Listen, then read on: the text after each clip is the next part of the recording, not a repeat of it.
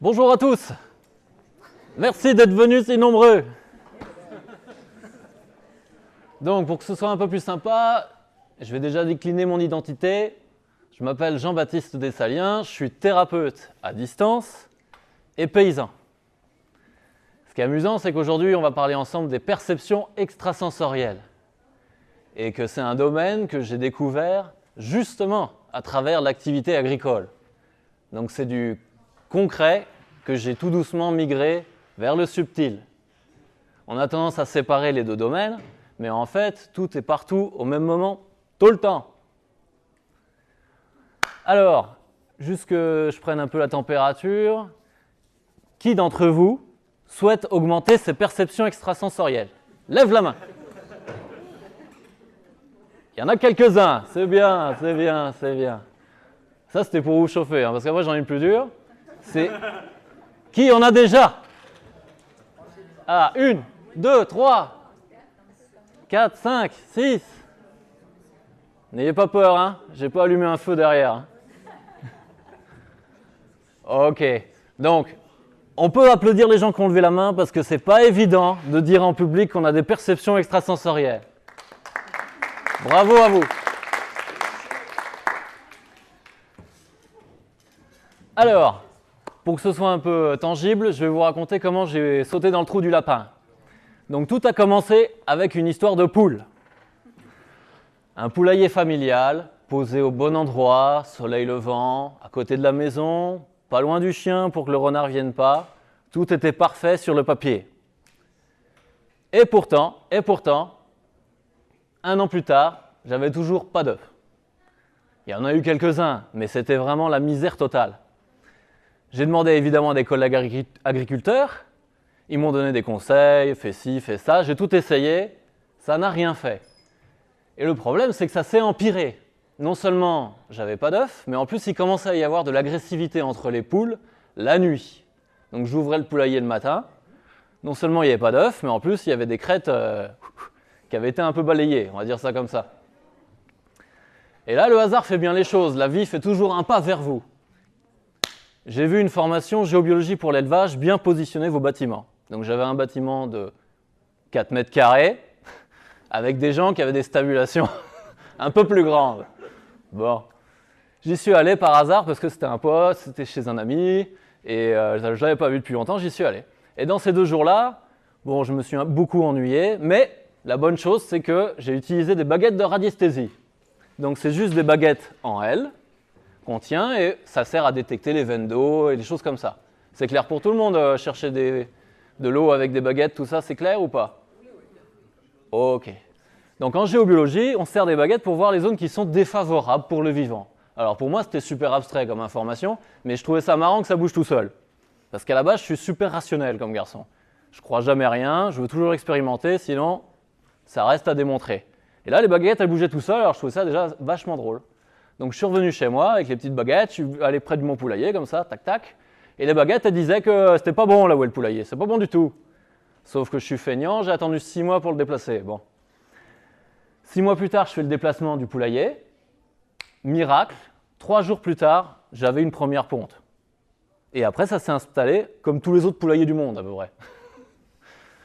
Donc j'avais réussi quelque chose. Et ce qui est intéressant dans cette démarche, c'est que j'ai passé un cap personnel en fait. Parce que jusque-là, c'était pour jouer. C'était que des baguettes qui bougeaient dans les mains et ça pouvait être n'importe quelle projection mentale personnelle.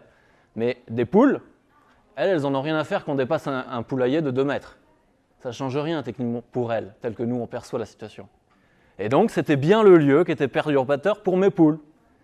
Ce qui est une logique totalement abstraite par rapport à là où j'en étais à ce moment-là, bien sûr. Hein. Mais les poules m'ont bien prouvé qu'il s'était passé quelque chose. C'était pas le même endroit. Tac. Alors juste pour l'information, pour ne pas être mystique, il y avait un problème de nature géologique, il y avait une faille dans le sous-sol, une discontinuité dans le sous-sol. C'est une zone qui est très défavorable et nous tous les êtres vivants, sont perturbés à l'aplomb. La nuit, la poule ne peut pas sortir de son poulailler, elle était que en zone perturbatrice. Et à force, elle est finie par être perturbée au point de ne pas pondre et au point justement de faire comme dans les prisons françaises, plus se castagner que réfléchir au sens de la vie. Ok ? Donc ça a été le début. Après, comme je trouvais ça marrant, ben, je faisais un peu de radiesthésie tous les jours pour me détendre. Je cherchais des veines d'eau, des failles, des trucs comme ça. Et là où ça devient croustillant par rapport au thème d'aujourd'hui, c'est qu'au bout de 6 mois de recherche de veines d'eau et de trucs comme ça, j'ai une perception qui s'est ouverte. Alors au début, évidemment, c'est plutôt flou, on n'arrive pas à poser des mots, on n'en parle pas en public, ni en privé. Surtout, on ne dit rien. Et au bout d'un certain nombre de répétitions, on s'approprie cette nouvelle perception, on peut poser des mots, et du coup, on peut commencer à en discuter. Donc moi, la perception qui s'est ouverte, c'est la plus primitive qui soit, c'est la perception tactile. Ça veut dire quoi? Habituellement, je cherchais une veine d'eau, et mes baguettes donnaient la direction de la veine d'eau la plus proche, je marchais vers la veine d'eau, et quand les baguettes croisaient, j'étais à l'aplomb. Et après, je demandais pour la profondeur et tout ça. Ce qui s'est passé du jour au lendemain, c'est que, en demandant où était la veine d'eau la plus proche, j'ai touché la veine d'eau à l'extérieur de mon corps. Alors, je vais vous faire une métaphore pour que ce soit un peu plus clair. C'est comme si vous un poisson rouge dans l'eau, et tout d'un coup, vous sentez l'intégralité de l'aquarium, comme si l'aquarium, l'eau qui est dedans, c'est aussi votre peau. Et dans ce cas-là, tout ce qui est à l'extérieur, vous le sentez tactilement. Ça va? C'est pas trop chelou, c'est bon? Ok. Alors à partir de là, ça devient beaucoup plus marrant, parce que les baguettes, c'est un peu chiant quand même. Bon. Et de fil en aiguille, c'est un vrai chemin initiatique, parce que j'ai rencontré, évidemment, mes peurs dans ce schéma-là. Tant qu'on fait de la géologie, c'est pas un problème, parce que la géologie ne bouge pas. Voilà, à l'échelle de notre vie, bien sûr. Donc on contrôle la situation. Mais quand on commence à avoir d'autres typologies de perception, et qu'on voit bien, enfin qu'on sent bien plutôt, que c'est pas du tout de la géologie, que ça se balade dans une pièce, que c'est froid, que ça contracte, on perd tout à fait la zone de confort dans l'expérience. Et ça, c'est vachement intéressant parce qu'il ne faut pas croire qu'une perception qui s'ouvre, ça va être le bonheur intégral tout de suite. C'est pas ça qui va se passer. Peut-être ça va être court, mais vous allez rencontrer forcément des trucs qui vous font peur, par analogie. Si j'ai peur de quelque chose, je vais le rencontrer, je vais l'attirer à moi. D'accord? Ça, c'est bon jusque-là? Ok, cool, cool. Alors, pour vous donner un peu des indications concrètes, moi j'ai la perception tactile qui s'est ouverte, mais vous savez que dans la matière, on a 5 sens. Ces 5 sens se transposent aussi dans le subtil. Donc je peux toucher physiquement, je peux toucher énergétiquement. D'accord? De la même façon, il y a des gens qui arrivent à sentir l'odeur dans la matière et à sentir aussi une odeur astrale, admettons. Donc ils vont traduire l'information par une perception nasale. C'est fort ça quand même. Hein? Là, il y en a. Ils ne se la racontent pas, hein. Ils ne vont pas le dire à la pâtisserie, c'est moi qui sens, tout ça. Ils ne vont pas faire ça comme ça. Mais il y en a. Évidemment, nous, ce qui est le plus sexy dans la discipline, c'est les gens qui voient en direct ou qui entendent. Bien sûr, ça c'est beaucoup plus... ça envoie plus, quoi. Ce qu'il faut comprendre, c'est que dans les 5 sens, les 3 premiers, les plus primitifs, c'est le toucher, ça va être le goût, ça va être l'odorat. C'est les premières perceptions qui sont arrivées dans l'histoire de la vie. D'accord ? L'audition et la vue sont arrivées plus tard. D'accord ? Donc en bon primitif, moi la première qui s'est ouverte, c'était le tactile. Mais déjà avec ça, on fait du boulot. Hein. Ça devient déjà beaucoup plus marrant. Alors, non ça j'aime bien ça. Donc, une question que je voudrais vous poser. Comment ça se fait que les sensitifs ont autant de mal à parler entre eux et à échanger de l'information? On aurait tendance à dire, c'est parce que c'est du flan. En fait, non. Si vous avez bien compris, on a 5 sens différents dans la matière qui se transposent dans le subtil. Sauf que dans le subtil, il y a plusieurs plans aussi d'expérimentation. D'accord ? Il y a le plan énergétique, c'est celui qui est le plus dense, qui est aussi appelé le plan éthérique. Il y a le plan astral des émotions. Il y a le plan mental, d'accord ? Tout ça, c'est les plans de l'âme, donc qui sont très proches de nous. Et après, on a les plans de l'esprit, causal, bouddhique, atmique pour les professionnels de la discipline. Mais en gros, là où il y a tout ce que moi j'appelle le fond, qui va du coup interagir avec la forme directement. Donc, pour être un peu plus concret, j'ai des situations répétitives dans ma vie, c'est mon système de pensée, c'est mon système émotionnel qui crée en fait cette nouvelle répétition. C'est un système automatique en boucle qui a été créé par comment j'ai essayé de survivre à ma petite enfance, pour faire très simple. Si on veut aller changer ce mode de fonctionnement, il va plutôt falloir aller sur les plans de l'esprit, sur le plan causal, pour pouvoir amener le changement concret dans sa vie et éviter de répéter les choses. Okay. La perception la plus facile à développer, c'est la perception sur le plan éthérique ou énergétique. Parce que c'est comme s'il y avait tellement de molécules, même si on ne voit rien, pour les tactiles, eh ben on arrive à délimiter en 3 dimensions ce qu'on a en face de soi. Donc comme je vous disais au début, je peux toucher une veine d'eau, ça veut dire que j'ai instantanément la direction et une vague idée de la profondeur. Parce que c'est pas métré avec un mètre qui se déroule comme ça. Hein. Mais au moins j'ai une sensation, c'est près, c'est loin, etc. Et j'ai le sens d'écoulement forcément, parce que ça passe dans mon aquarium quand même. C'est clair. Ok, alors, est-ce que j'ai été clair jusque-là ou c'était un peu abstrait? Ça va? Faut le dire, hein, faut pas avoir peur. Ok, alors, on en revient à mon histoire où je commençais à toucher l'énergie et que j'ai commencé à flipper. Qu'est-ce qui s'est passé? Au début, je sentais que la géologie, c'est impeccable, je maîtrise. Mais après, j'ai commencé à sentir des trucs qui bougent. Rétrospectivement, je peux le dire très simplement, j'avais peur de la mort. Sauf que consciemment, ce n'était pas le cas. Je disais la mort, on verra ça une autre fois, plus tard, quand je serai appelé, quoi, peut-être. Sauf que l'inconscient est beaucoup plus fort. Lui, il crée l'interaction avec le subtil. Du coup, ayant une peur inconsciente de la mort, qu'est-ce que j'ai rencontré? Des morts, bien sûr. Alors, pas en chair et en os, hein, détendez-vous. Je les ai rencontrés, évidemment, sur le plan éthérique, c'est-à-dire énergétique. Alors, ce qu'il faut comprendre, c'est que c'est super flippant pour quelqu'un qui est très, très cartésien au départ, qui ne croit pas à la vie après la mort, et qui commence à percevoir un truc qui se balade, et qui peut venir dans le dos, qui est froid. Dès qu'il est tout près, je me contracte, et je commence à avoir des émotions bizarres qui sortent. Pourtant, je suis charcutier là-bas, je ne suis pas censé en avoir. Et non, c'est vrai, j'ai un CAP charcutier, c'est pas une blague.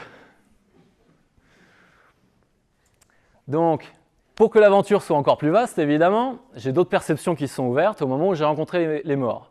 Qu'est-ce qui s'est passé? J'avais des flashs visuels, donc comme une carte postale, avec soit une situation qu'il était en train de vivre en boucle dans sa tête, soit l'endroit qu'il voulait absolument protéger, soit le souvenir de comment il a cherché ses jambes dans l'accident de voiture. Bon, ça c'est de l'humour noir. Hein.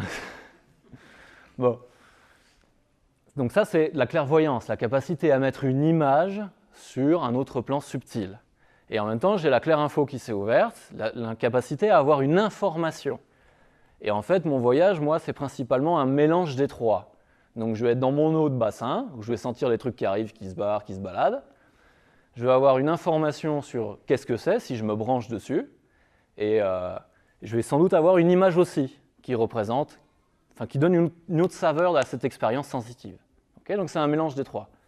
Au début, évidemment, on n'en fait rien, parce que la perception, elle est ouverte, certes, mais elle n'est pas stabilisée. On ne peut pas en faire un outil dont on peut se servir tout le temps, en toutes circonstances. Au début, c'est flou, même soi-même, on a du mal. Moi, quand j'ai rencontré les morts, j'ai mis 6 mois à en parler à ma femme. C'est dire que j'étais pas en confiance, quoi. Bah oui, au fait, chérie, bon, jusque-là, je te parlais d'andouillettes et de trucs comme ça. Bon, ben là... Bref. Ça a été un peu difficile de passer le cap, parce qu'il y a un gros tabou là-dessus, on ne peut pas en parler, on a peur de finir en HP, on a peur de plein de trucs, de passer pour un con surtout, que tout le monde rigole. Et en fait, la chance, c'est que ma femme a bien réagi. Ça aurait pu partir en vrille à ce moment-là, parce que j'aurais pu me refermer sur ma peur et m'enliser tout seul et puis jamais communiquer de cette expérience, quoi. Mais non, j'ai pu en causer. Et du coup, quand on en parle, on pose plus facilement des mots dessus. Plus on pose des mots dessus, plus on saisit aussi mentalement ce qu'on est en train de faire. Et du coup, on commence à reprendre le pouvoir sur la perception. C'est-à-dire, je ne subis pas ce que je perçois. C'est que j'en fais un outil par rapport à une vocation que je peux développer, une envie que je peux avoir à tel ou tel moment. Et là, ça devient beaucoup plus fun. Mais je vais vous donner un exemple précis. Donc, quand j'ai commencé à percevoir les morts, évidemment, ça m'embêtait parce que ça me réveille la nuit. Et puis, avoir un truc froid qui se balade dans la pièce, c'est pas terrible. Okay, enfin, dans votre eau de bocal, on va dire ça comme ça, c'est pas terrible. Donc, étant judéo-chrétien, comme la plupart d'entre nous aujourd'hui, j'imagine, je me suis dit, j'ai pas de solution, je vais prier. Bon, alors, je suis allé sur Internet parce que je me rappelais aucune prière. Hein. C'était mort, ça faisait trop longtemps. Bref. J'ai fait ma petite prière et là j'ai senti l'entité, donc cet être qui n'était plus là dans la matière, mais qui était quand même là énergétiquement parlant, partir vers le haut, des fois ça partait vers le bas. En tout cas, c'était la même expérience reproductible, ça marchait, il n'était plus là. Je prenais le pouvoir dans la situation. Mais attention, le pouvoir, c'est un outil à double tranchant. On a tendance après à se prendre les doigts dans la machine. Qu'est-ce qui s'est passé? Je me suis pris un peu trop au jeu. Ça y est, je devenais le passeur du coin. Que fait l'univers qui me regarde et qui m'aime? Il voit un gars qui veut jouer au passeur, il lui envoie du monde. C'est aussi simple que ça. Alors au début, c'est marrant, je maîtrise, attends, je sais faire, c'est mon boulot. Et puis à la fin, tu deviens juste taré. Parce que la nuit, t'endors plus, parce que dès qu'il y en a une qui arrive, ça te réveille. Et tu finis par te désaxer dans ta vie, quoi. Il y a un moment où moi, je me suis rendu compte que je passais plus de temps à parler aux morts qu'aux vivants. Que même par rapport à ma femme et mes gosses, finalement, ils étaient là dans la pièce, moi j'étais là. Et à un moment, on le voit, quoi. On finit par le voir, là, t'es en train de te décaler, c'est pas bon du tout. Et je me suis fait accompagner thérapeutiquement, évidemment, pour passer pas mal d'étapes dans ce processus de peur. Voilà, de peur récurrente qui me faisait attirer ce genre de phénomène. Et j'ai fini par comprendre que c'est moi qui appelais inconsciemment toutes ces entités pour être le passeur. Et là, du jour au lendemain, plus d'entités. L'expérience était déjà beaucoup plus simple à vivre au quotidien. C'est bon, des questions à ce stade? Oui, une question. Oui. C'était des morts que vous connaissiez ou pas? Non. Non, d'accord. Alors après, j'ai pu faire le malin quand j'avais bien la main, quand j'avais des décès dans la famille. Mais au départ, pas du tout. C'était tout et n'importe quoi. Après, je ne pouvais pas forcément toujours les situer, parce que je n'ai pas de vocation particulière à être le grand communicant avec les morts. Mais bon, j'avais des informations à chaque fois. Soit c'était, par exemple, des fois ça m'est arrivé, un souvenir de vacances en boucle. Alors je vois où elle a fait du canoë. Bon, c'était très intéressant. Ou alors je vois comment la personne s'accroche à la vie. Donc elle se rend compte qu'il y a un problème, mais elle essaye de revenir à la vie. Là, c'est plus chiant. C'est un peu plus glauque comme perception. J'ai répondu à la question ou pas? Ok, impeccable. Alors, là où c'est intéressant, c'est qu'on a tous l'impression que c'est un truc mystique, que ça n'arrivera que à quelques appelés par Dieu, et tout ça, tout ça. En fait, ce qui est intéressant dans le truc, c'est qu'on a déjà tous des perceptions. Le problème, c'est que, déjà, il y a la barrière culturelle. Donc, dans l'inconscient, si je veux être accepté par le groupe, surtout, tu ne parles pas des trucs qui feraient flipper le groupe. Donc déjà, c'est une première barrière inconsciente qui fait que l'information ne va pas remonter. Après, même les rares fois où on en a une qui passe cette barrière, on va la balayer directement. Rétrospectivement, j'ai vu que dans ma vie, à plusieurs moments, j'en avais eu. Sauf que j'avais balayé cette sensation en disant « c'est rien, c'est un courant d'air ». Hop, hop, hop, et je passe à côté de l'information. Tranquille, on continue.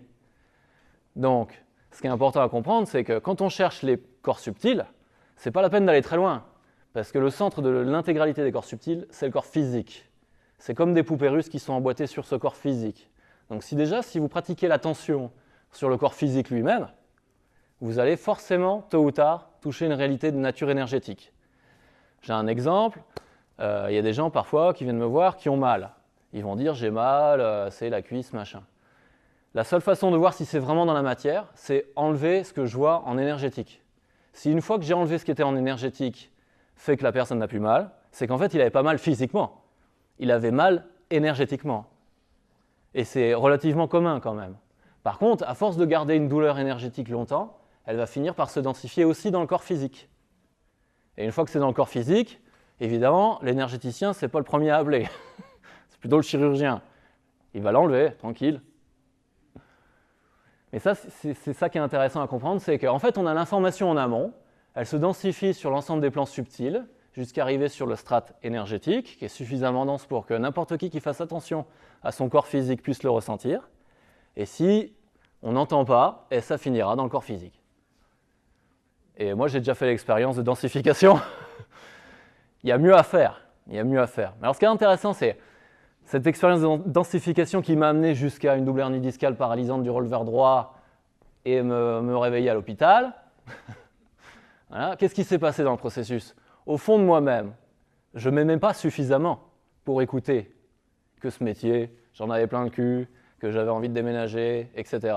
Et que j'ai serré les dents parce que j'avais besoin d'argent, parce que j'avais déjà des gosses, et toutes les bonnes raisons du monde qu'on peut trouver pour ne pas s'écouter. Et bien le corps, lui, il a fini par me donner l'alerte finale. C'était fini. J'étais plié pendant 1 an. Ça, c'est une claque dans ta gueule qui te permet de bien comprendre certains trucs. Sauf que, bon, dans mon cas, étant charcutier, j'en ai eu besoin d'une deuxième. Chacun son niveau de finesse. Hein. Et à la deuxième, j'ai compris. J'ai compris que c'est moi qui suis responsable de mon mode de vie, c'est moi qui choisis au quotidien ce que je fais, et donc je suis piégé que par moi-même. Toute autre projection est illusoire, en fait. Et c'est là où ça devient quand même jouissif de vivre cette vie, c'est que maintenant je suis dépositaire de ma propre autorité, c'est moi qui décide ce que je vais faire. Alors, dans un premier temps, ça pose pas mal de problèmes d'organisation, mais c'est un cheminement. Vous allez voir, on y prend vachement goût à ça. Après, on se dit, ok, mon objectif dans ma vie, c'est m'aimer, comme ça l'univers qui me regarde va m'envoyer des situations où je vais pouvoir m'aimer. C'est quand même plus sympa qu'avoir des macabées qui traînent dans le plumard. Et ce qui est marrant avec les plans subtils, c'est que tout le monde comprendra ce que ça veut dire jouir de son corps, mais on peut aussi jouir de ces plans subtils. Donc je peux jouir de mon système émotionnel, en ayant plein d'émotions en voyant des gens, je suis super content. Je peux jouir de mon système mental, parce que c'est un super outil de planification, même de jeux de mots, de trucs comme ça. Je peux jouir de mes corps spirituels, pour avoir des connexions et vivre des trucs sympas, totalement différents de la réalité agricole contemporaine. Ça, c'est sûr. Et c'est le même message qui se répète sur tous les plans, en fait. Si on a tous ces plans, c'est pas pour s'emmerder, à la base. C'est pour pouvoir jouir de cette expérience dans toute sa diversité de facettes. Donc on est trop étriqué dans nos vies, on ne laisse pas émerger la sensation. La sensation, elle a un message précis à chaque fois. Pardon, un message précis à nous donner. Si on l'écoute en amont, on va pouvoir jouir tranquillement de ce qu'on fait. Ok. Donc la bonne nouvelle, c'est qu'il n'y a pas que JB le taré dans le Cantal. Ok, on est plusieurs. Et que parmi nous, il y en a qui ont un esprit scientifique. Et qui ont commencé à se poser les bonnes questions, à faire des protocoles en double aveugle, à mener vraiment des recherches sur un axe scientifique. En Russie, ça fait plus de 20 ans qu'il existe des machines qui sont capables de valider. Par exemple, si je vous dis « Ah ben là, je sens qu'il y a une veine d'eau », on va prendre la machine, on va la poser dessus, et elle va bien détecter une veine d'eau. Je parle d'une machine, hein, pas d'une baguette. Hein. Donc, il y a un groupe de personnes en Suisse qui, depuis 20 ans, achètent le matériel pour pouvoir étalonner les perceptions de ceux qui en ont. Ça veut dire pousser beaucoup plus loin en termes de finesse de ressenti, parce que la machine, elle a ça de bien, c'est qu'elle est tout le temps en forme. Elle ne filtre pas par rapport à son système émotionnel défaillant ou son système mental défaillant. Okay. Donc elle est étalonnée, c'est parti. Et en faisant ce travail que beaucoup de sensitifs ne font pas, par peur souvent, c'est de se confronter à une réalité extérieure. Ok, je perçois un truc, mais est-ce que mon ami percevant perçoit la même chose ou pas? Si ce n'est pas le cas, c'est intéressant, parce que ça veut peut-être dire que moi je parle d'une réalité tactile, lui d'une réalité auditive, moi d'une réalité énergétique et lui d'une réalité spirituelle. Forcément, si on ne commence pas à avoir le même point de repère en termes de ressenti, quel sens s'exprime, et si on n'est pas sur le même plan, on ne risque pas de se comprendre. Mais tant qu'on ne fait pas l'effort de parler entre nous, on ne pourra jamais le comprendre non plus. D'accord ? Donc tout ce qui est fait en Suisse déjà depuis 20 ans est fort intéressant et amène aujourd'hui à des technologies qu'on peut exploiter en tant que percevant. Donc par exemple, il y a la Feeling Box, c'est un petit boîtier comme ça. Okay. Moi, je l'avais acheté pour me marrer, pour voir. Au début, je ne ressentais rien sur ce truc-là. Et en fait, c'est parce que malgré le fait que j'avais déjà des perceptions, au moment où j'utilisais cette boîte, je ne faisais pas assez attention. Ah, comme quoi, c'est fin les trucs. Donc cette Feeling Box, elle peut émettre jusqu'à 480 fréquences différentes qui sont étalonnées, okay, et qui peuvent restituer la perception énergétique d'arbres, de cristaux, de méridiens chinois, des arbres, des élémentaux, des lieux, et ainsi de suite. Donc ça veut dire qu'à chaque fois que vous mettez le fichier, vous avez la même qualité de restitution énergétique. La technologie qui est employée, c'est l'onde sonore basse fréquence. Donc on n'entend rien, mais si on fait le vide en soi pour essayer de voir qu'est-ce qui se passe, eh ben, il se passe des choses. Alors ça, c'est génial parce qu'on peut faire des exercices en groupe, on peut s'étalonner ensemble sur, par exemple, je ne sais pas moi, le chakra 4 à l'avant, donc des trucs un peu plus difficiles des fois à percevoir, à positionner dans le corps énergétique. Et on peut faire plein de travaux d'évolution avec aussi. Ça veut dire qu'un arbre... Pourquoi on te demande Donc un arbre, par exemple, quand vous êtes à côté d'un arbre, vous vous rendez compte qu'il y a plein d'informations qui sont émises par un arbre. D'accord ? Si vous êtes comme d'habitude, c'est-à-dire pressé, vous allez passer à côté de cet arbre, vous n'allez pas profiter de ce qu'est l'arbre et de ce qu'il vous donne en continu. D'accord ? Je rappelle que dans l'exemple d'un arbre, l'arbre, c'est quand même un truc super évolué qui accepte qu'on fasse tout et n'importe quoi avec son corps physique. Il faut déjà avoir un sacré recul sur la vie pour accepter ça. Parce qu'on n'est pas tous prêts à cette typologie d'expérience. Alors je dis ça sur le ton de l'humour. Évidemment, c'est un cheminement personnel. Je ne vous demande pas de me croire comme ça du tac au tac, quoi. Donc vous passez à côté d'un arbre. Un arbre a des qualités. Il rayonne pas mal d'informations. Si on est pressé, on ne perçoit rien et notre système de protection habituel, émotionnel et mental, va filtrer l'ensemble des informations. Ça veut dire quoi? Vous pouvez même dormir à côté du Dalai Lama, que si vous résistez, il ne se passera rien. D'accord? Mais vous pouvez le regarder en carte postale 5 secondes en étant totalement ouvert, n'ayant plus aucune cuirasse personnelle, et vous allez faire un saut évolutif. Okay? Et ça, on s'en rend compte à force de se mettre dans l'expérience du gars qui essaie de ressentir quelque chose. Si on fait un exercice, que j'amène une énergie très particulière que je connais très bien, admettons, dans la pièce, et que j'essaie de la projeter sur vous tous, vous n'allez pas tous avoir la même perception au même endroit. Pourquoi? Parce que dans notre réalité astrale et mentale, dans nos corps énergétiques, on n'a pas les mêmes blessures aux mêmes endroits. On n'a pas les mêmes endroits qui ne circulent pas. Et du coup, cette information va mettre en résonance là où ça ne circule pas chez vous, et ce ne sera pas forcément les mêmes endroits.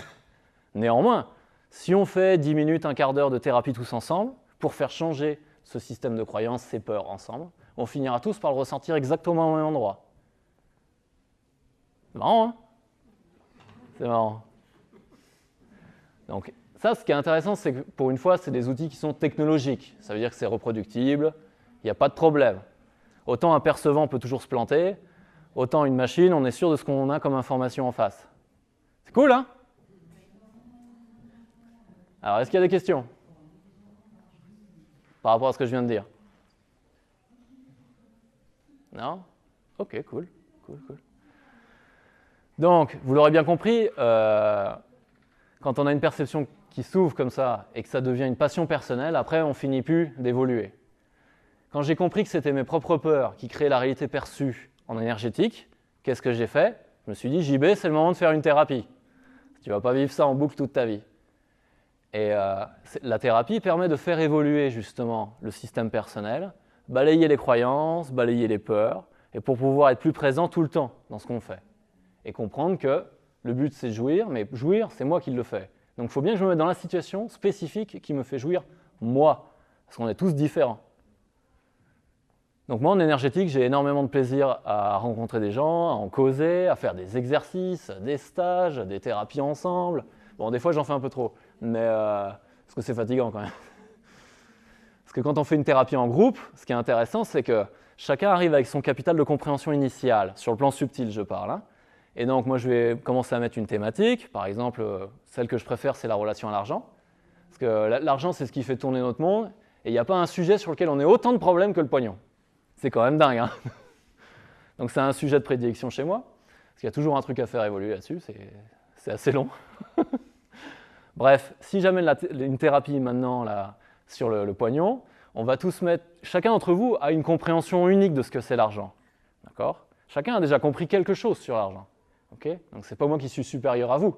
C'est que ce qu'on va faire, c'est une mise en réseau de l'ensemble de la compréhension qu'on en a eue et essayer de faire bouger l'intégralité de nos systèmes inconscients ensemble au même moment. Alors c'est un peu fatigant, mais c'est très libérateur. À force de faire ce genre de choses, eh ben, vous pourrez commencer à être acteur totalement de ce que vous faites et à faire que des trucs qui vous font plaisir. Et arrêter de faire semblant de faire un truc qui fait chier. C'est assez simple en fait, hein? C'est assez simple. Est-ce qu'il y a des questions? C'est bien, vous écoutez bien? Faut prendre un peu plus de notes, hein? Non, ça va jusque-là? Ok, on fait quoi?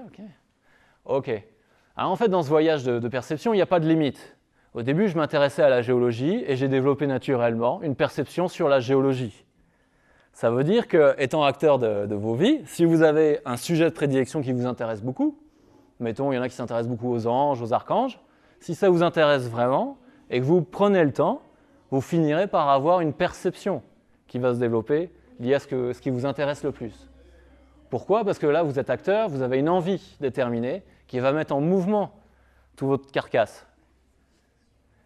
Donc je vous dis tout ça en fait pour vous rendre votre pouvoir. C'est personne qui va ouvrir une perception pour vous. C'est vous qui allez faire un propre chemin d'évolution personnelle pour vous rencontrer à travers la perception. Cool, hein? Ok. Donc, par exemple, ce que je fais en stage, c'est que je mets les participants pendant 2 jours dans à peu près une vingtaine de situations énergétiques différentes, avec des énergies totalement différentes, pour que la personne qui les ressent finisse par comprendre où est-ce que ça se passe, que le système inconscient arrête de filtrer l'information et dit « Ok, je peux faire remonter cette info, elle ne va pas partir en sucette », parce que c'est ça aussi, hein, les rares fois où on a eu des perceptions, eh ben, ça peut faire flipper. Donc le système, il dit « Bon, ça fait flipper, on referme ». Mais quand on est en stage, par exemple, dans un cadre où il y a quelqu'un qui connaît 2-3 trucs, qui propose une expérience, voilà, on est ensemble, ça va bien se passer, et ben, au bout de 2 jours, la plupart, le taux de succès est autour de 80%. 80% des gens vont pouvoir repartir en ayant validé une expérience sensible et en ayant les clés pour pouvoir la reproduire. Parce que ce qui est intéressant, c'est pas croire JB parce que c'est un bon charcutier, c'est croire ce que moi je ressens, c'est-à-dire vous, individuellement, parce que c'est moi le percevant, c'est moi qui crée ma réalité, il n'y a que moi qui puisse dire si ça marche ou pas. C'est ça qui est intéressant. C'est quand vous devenez acteur de votre perception.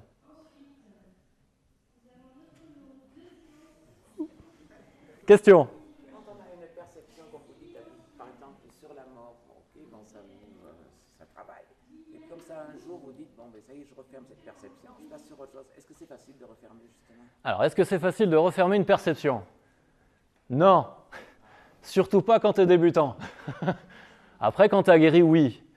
Bien qu'il soit plus facile de mobiliser une perception que de la refermer, quand même. En gros, tu excites une partie de toi-même qui devient très perceptive.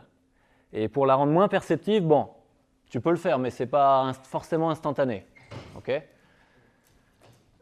Au début, c'est dur parce que en fait, tu oscilles entre hypersensibilité et sensibilité. Tu veux tellement développer le truc ou ton système il commence tout juste à s'allumer. Du coup, il est un peu trop en branle. Et tu es en hypersensibilité. Moi, j'ai une période où je ne pouvais pas regarder les gens dans les yeux. Ce n'était pas possible. Parce que dès que je les regardais, je savais exactement quelle pathologie énergétique ils avaient. Et évidemment, je m'intéressais qu'aux trucs négatifs. Donc ça veut dire que je percevais du négatif toute la journée en regardant les gens. Évidemment, je ne regardais pas les gens dans les yeux. Je regardais comme ça. Ça va, ouais, ça va, tranquille. Non, mais heureusement, quand on a un petit peu l'habitude et qu'on s'est pacifié, parce qu'évidemment, les peurs, il faut les pacifier, eh ben, on peut commencer à faire une expérience où, par exemple, je vendais de la bière. Il n'y a pas 15 jours sur un marché. Sur un marché, évidemment, il y a tous les profils possibles. Il y a plein de gens qui ont plein de problèmes et tout ça. Hein. Okay, ils passent bien dans mes corps énergétiques. Ils passent dedans. Donc forcément, vu qu'inconsciemment, j'ai bien un positionnement de thérapeute, il y a quand même une part de moi qui veut un peu aider. Donc je vais un peu percevoir malgré moi des trucs. Forcément, ça brasse. Quand tu as des milliers de personnes qui te passent sous le pif, ça va finir par te brasser. Il a fallu que j'essaie de me recroqueviller pour dire non, t'es là pour la bière. T'es là pour la bière. Et là, ça va. Mais c'est vrai que ça... Bon. C'est pas forcément évident. Surtout au début, ouais, quand ça s'ouvre, tout feu, tout flamme, le truc. Hein. C'est pour ça qu'il ne faut jamais s'isoler. Si ça vous arrive, ne vous isolez pas. Rapprochez-vous d'autres tarés du coin. Il y en aura forcément un. Voilà. Il ne faut pas avoir peur.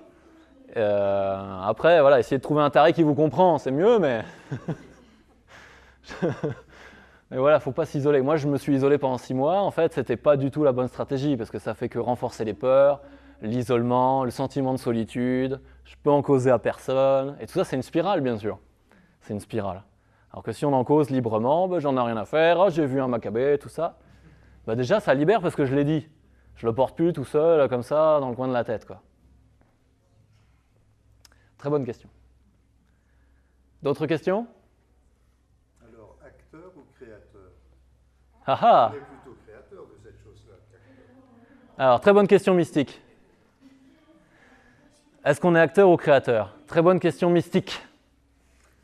Donc, dans un premier temps, moi j'encourage les gens plutôt à être acteurs de leur vie. Parce que dans un premier temps, on s'embête tout seul à se contraindre tout seul de règles induites par des systèmes extérieurs à soi ou même internes. Donc la première étape, à mon sens, c'est toujours être acteur. Néanmoins, quand on commence à être acteur de sa vie, on finit par toucher la réalité du créateur. Alors là, c'est la co-création de ce que je vis. Je vous disais tout à l'heure, j'ai peur d'un événement, je vais le rencontrer. Dans le subtil, c'est très rapide. J'ai peur de la mort, il y a 150 macabées autour de moi. Okay. Et ben, au niveau de la création, au niveau de la co-création, quand on commence à reconnaître que c'est moi qui crée tout ce que je rencontre, on a envie de co-créer quelque chose de différent.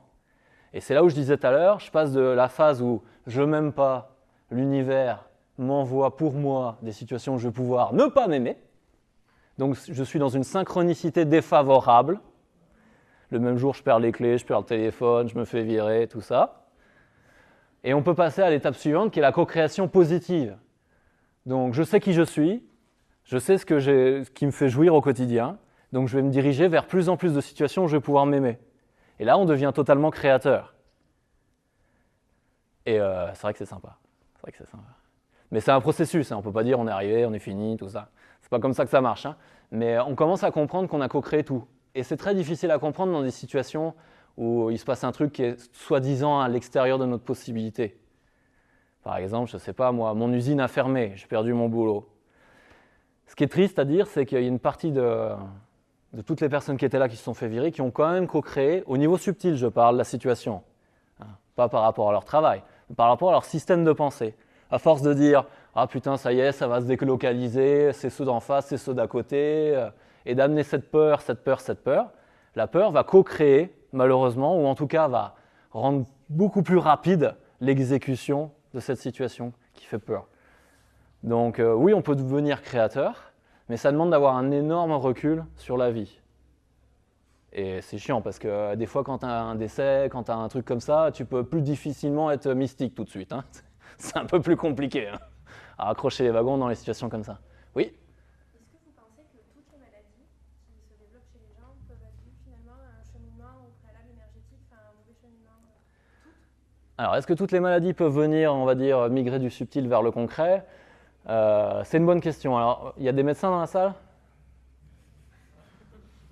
Ok, alors je peux répondre. Alors, ça dépend du spectre de lecture. Okay ? Comme on dit, on est créateur. On a aussi des pensées limitantes qui mettent un cadre. D'accord ? On est obligé de penser quelque chose. C'est impossible d'avoir aucun cadre. Dans mon cadre de référence, pour moi, oui, l'intégralité de ce qui est dans la densité physique a forcément fait tout un cheminement dans le subtil. On n'est pas venu forcément pour en chier dans nos corps. D'accord ? Après, l'intelligence de la vie fait que cette densification est progressive et donc on a plein de moments où on a prise pour éviter que ça arrive. Moi, ça ne m'a pas empêché de le vivre quand même. Hein. Néanmoins, oui, si demain on commençait la thérapie à la naissance, alors c'est une blague, on fait la thérapie des parents avant que même ils aient l'idée de faire un gosse, oui, on aura beaucoup moins de densification. On voit bien qu'aujourd'hui, on est dépossédé de nos pouvoirs, c'est le président qui décide les trucs. Il y a plein de trucs, oh, j'ai pas de prise, je peux rien faire, donc je subis ma vie. Et plus je subis ma vie, plus tout va me tomber sur la gueule, hein, c'est sûr. Donc on co-crée des maladies et des trucs comme ça. Mais ça, ce qu'il faut comprendre, c'est que c'est un spectre de lecture, on va dire, mystique. On ne parle pas matériellement parlant. Donc il faut bien faire quand même le distinguo entre ces niveaux-là, quoi. On n'est pas prêt de créer notre réalité physique, dit différemment. Ça viendra peut-être un jour, mais pour l'instant, on est à la maternelle, alors c'est pas gagné. Oui ? Inconsciemment, la vie, entre guillemets, elle nous forge. Moi, franchement, ce que j'étais, ce que je suis maintenant, la vie m'a obligé de toute façon. Moi, je pense, heureusement que j'ai évolué, sinon je ne serais plus là, quoi. C'est quoi la question ? Et puis, de toute façon, quelque part, on a bien quelque chose qui nous oblige à changer notre façon de penser, notre façon d'être. Sinon, il y a dans des situations, moi, je ne m'en serais pas sorti, quoi. Si j'étais resté comme j'étais. Ouais. Il y a bien quelque chose qui nous pousse à... Alors, attends, je vais essayer de le formuler en question, ça va être compliqué, mais je vais essayer. Donc, tu es en train de me dire que la vie t'a changé de facto, parce que si tu n'avais pas changé, tu ne serais plus là. Oui, je serais dans un triste état, je pense.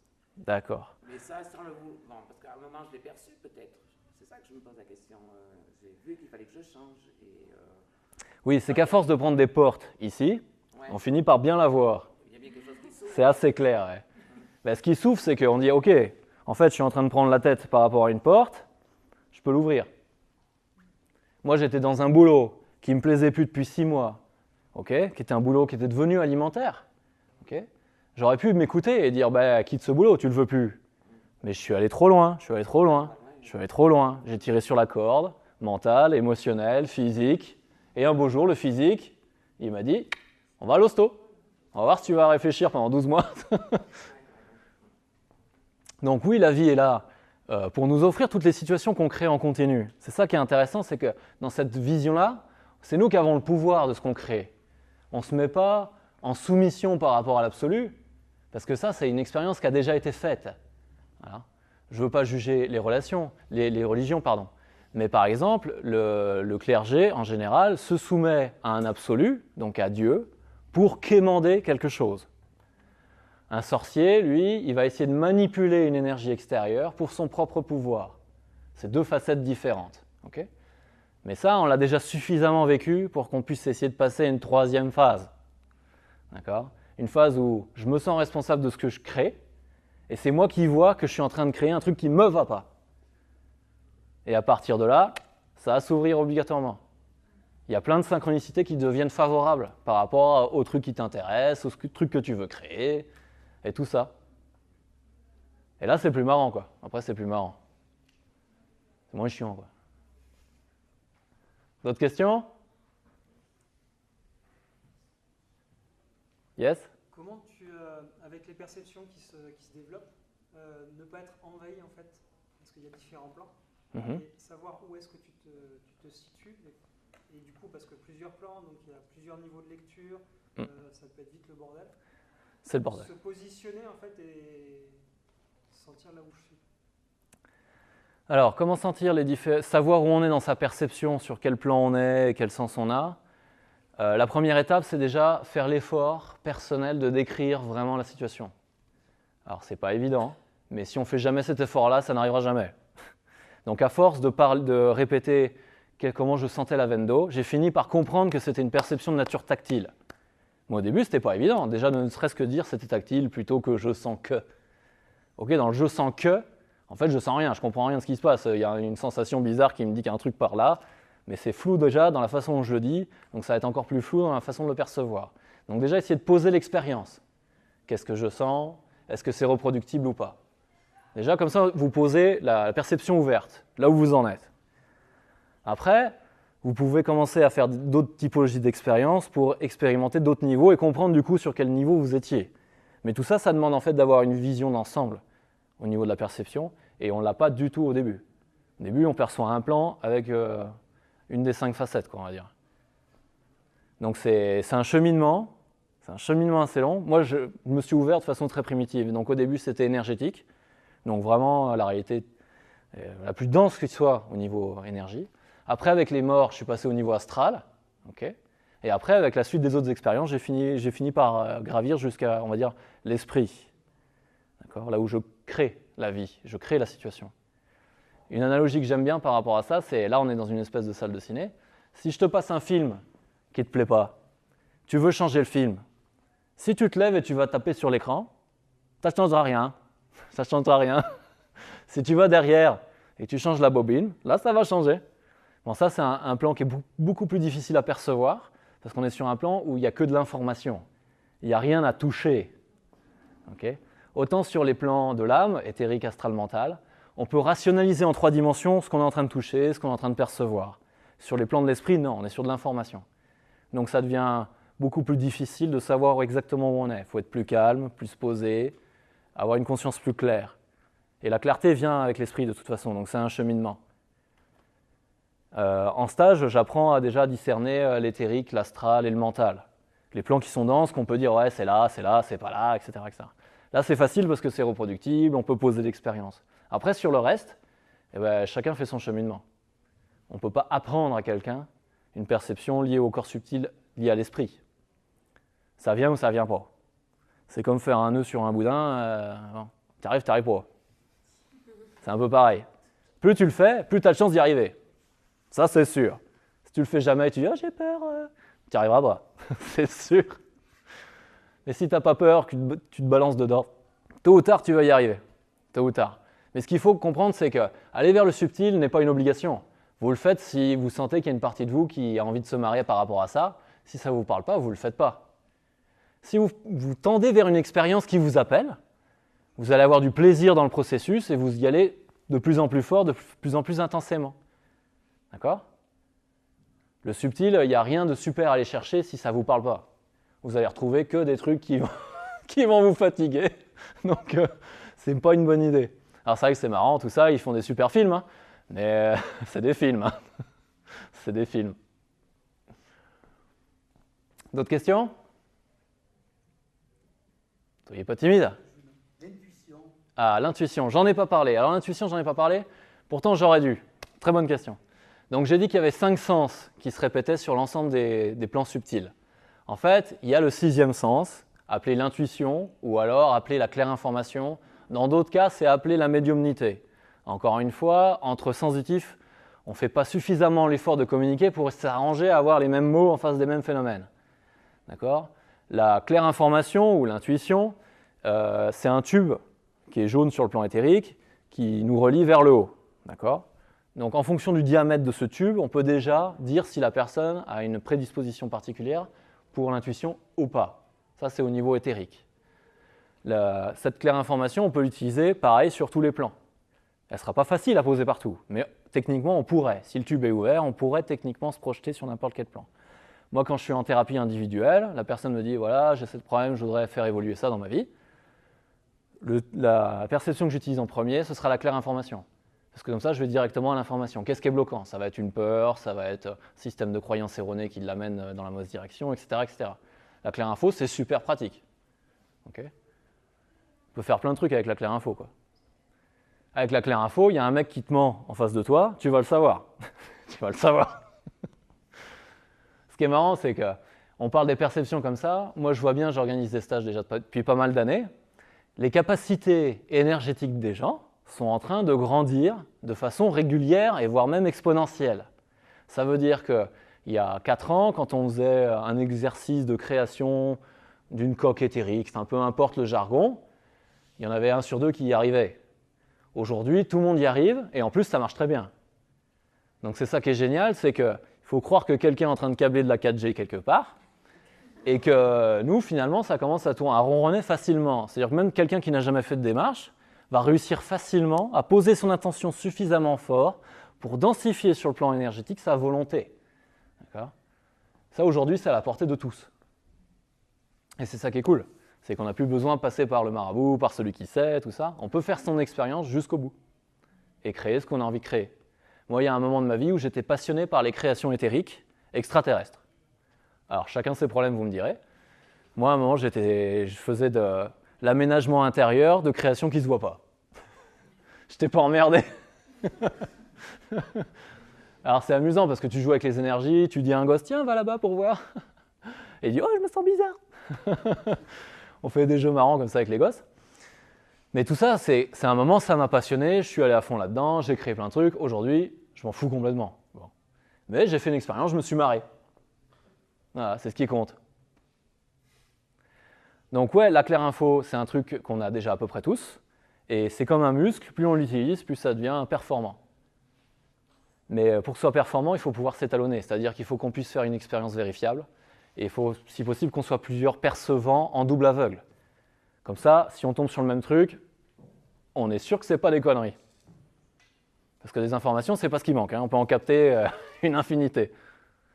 Donc ouais, la claire info est un sens très intéressant à explorer pour ça. D'autres questions ? N'ayez pas peur. Comme on dit, pour voir les étoiles, il faut qu'il fasse nuit. Oui. Donc, on peut penser qu'il faut un petit peu que le conscient baisse ses 5 sens pour que le 6e sens apparaisse. Alors, je vais prendre la même analogie, je vais le dire différemment, parce que ça, c'est trop poétique pour moi. Donc, le jour, c'est le royaume du conscient. La nuit, c'est le royaume de l'inconscient. L'inconscient fait partie de vous, d'accord? Il s'exprime principalement de ce qu'on en voit à travers les rêves. Néanmoins, la nuit est son royaume. Le problème, c'est que le conscient, lui, il n'est pas érigé en maître, déjà. C'est le système inconscient qui prend énormément de place dans le système, d'accord? Le problème, c'est que c'est même le conscient, des fois, qui a dit « Non, cette tâche, je m'en fous, tu gères », si on voulait simplifier un peu le processus. À force de faire la même route en bagnole tous les jours, finissez par vous rendre compte que vous étiez dans la route en train de conduire. C'est bien que le système inconscient a pris le relais. Pourquoi? Parce que le conscient utilise énormément de ressources. Je parle au niveau biologique. Du coup, tout ce qui peut passer en inconscient, c'est gagné pour le corps physique. D'accord? Donc, le problème, c'est que la journée, donc le royaume du conscient, okay, on n'est pas si conscient que ça, justement. Parce que les 9/10, ils sont la nuit. Enfin, ils sont la nuit, je dis ça pour rire. Ils s'expriment la nuit directement, mais ils sont là tout le temps. Par exemple, on est dans une conversation avec des amis et ça commence à parler politique. Un exemple au hasard. Moi, j'ai juste envie de me poser ma petite opinion par rapport à Macron. Le truc, il est simple au départ, c'est poser simplement. Sauf que déjà, pour que j'aille chercher mon information, c'est comme si j'essayais de traverser Paname un jour de grève. Qu'est-ce qui va se passer? Je vais être limité par l'émotionnel, parce que je ne veux pas me foutre à mal avec mes potes. Je vais me foutre à mal sur le plan mental, parce que je vais peut-être passer par un con, parce que je n'ai pas bien compris ce qui s'était passé dans le journal. Hein. Et je vais moi-même bloquer la fluidité personnelle pour réussir à faire jaillir une information à mes potes. C'est dire que ça pagaille en fait derrière, hein. Ça pagaille complet. Donc on fait les malins, mais en fait on est limité en continu par le système inconscient, qui s'exprime des fois la nuit avec des rêves bizarres, qui sont souvent des soupapes hein, d'ailleurs. Alors j'ai répondu à de la poésie, est-ce que c'était à peu près ça la réponse que vous attendiez? Oh, mais j'attends pas de réponse. D'accord. Est-ce qu'il y a un autre aspect que vous voulez que j'aborde? Non, je dirais c'est une pensée. Descartes dit « je pense donc je suis ». Oui. Donc on peut rajouter « je ne pense pas donc je ne suis pas ». Je pense donc je suis correspond à de la conscience, je ne pense pas donc je ne suis pas correspond à l'inconscient. Ok. Et c'est une image. Parce que Bien sûr, bien sûr. C'est ce qu'on appelle la physique quantique. D'un côté, quelque chose est manifesté, l'autre, il est complètement virtuel, et tout le principe consisterait à faire une relation, à faire collapser une chose dans la matière, dans le conscient. Okay, donc c'est pas vraiment une question. Mais oui, pardon? Je disais, c'est pas parce qu'on ne le voit pas que ça n'existe pas. Oui, tout à fait. Alors j'ai une citation. J'ai une citation sur le... Il faut que je la place maintenant, sinon je ne vais pas y arriver. Alors, attends, il faut que je la retrouve, 2 secondes. Ah ouais, ceux qui dansent passent pour des fous par ceux qui n'entendent pas la musique. C'est beau ça? C'est beau, c'est beau. C'est beau. Alors, personnellement, je pense donc que je suis de Descartes et tout ça. Je préfère parler de physique quantique. Personnellement, je suis plus à l'aise que dans les trucs que j'ai fait sans pas écouter à l'époque. Bon. Voilà. La physique quantique, c'est intéressant. Au départ, c'est une science. Ça a découlé sur un truc un peu plus mystique, d'appréciation de la vie, qui est un peu moins scientifique. Néanmoins, il y a plein de fondements scientifiques qui sont super intéressants, comme la capacité d'ubiquité d'un élément dans la matière. Donc, il peut être à 2 endroits en même temps. Déjà, ça, il y a le cerveau droit qui fait Il ne peut pas être à 2 endroits en même temps, c'est pas possible.